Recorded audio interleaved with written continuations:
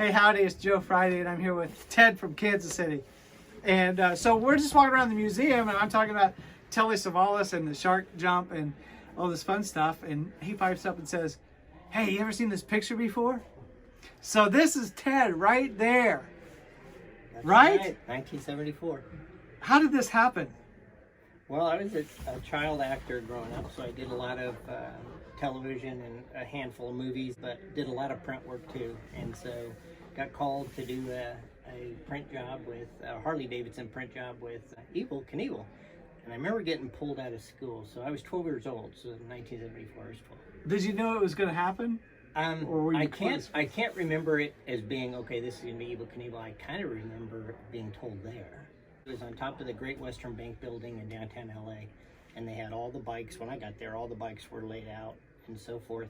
Oh, and man. I believe then at the time they said Knievel was going to come in. So I was like excited. Yeah, so you knew who he was. Yeah, oh yeah, absolutely. They pulled in a limo. He came out in his suit. His bike was already there. And I just remember, spending, I don't know how many hours with him. It was fun. I remember him just kind of telling me stories about the bike that he had. And the tank, probably on one of the bikes here, had the, I think his sponsor was Coors. Is it Coors? Or one of those where you had the horseshoe?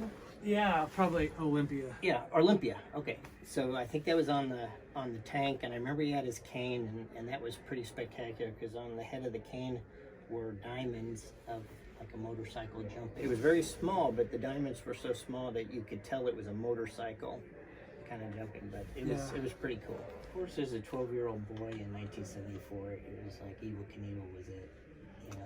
He was the king.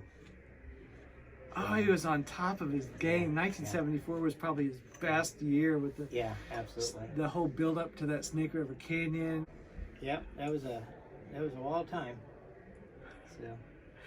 So what happened with the career? Well, I kept working until I got kind of braces on my teeth, and my agent said it's probably not a good time to work, because unless you're in a series and they're looking for or have somebody that's already getting braces, or if you have a part that they need someone with braces, it was fine. So yeah, I stopped. The bullying episode. Yeah. So I stopped, but I worked on quite a bit of stuff, from Bewitched to Little House on the Prairie and Tonight Show. I did a skit with Carson where he played my dad. They used to do the Mighty Carson Art Players, and so they would do skits, and so I play his son. And in the scene, it was kind of funny because he's in front of a firing squad. And there's a general right there, and he's like, do you want a cigarette or anything before the time comes? And he goes, nah. And then I get a cue to run out there and go, Daddy, I only had like 2 cavities. And he was going, well, that's great, son. He goes, what does Mommy think? And I could not remember my line. This is all in front of a live audience. And I went through rehearsals with Carson that week. And everything was fine because there were no people out there.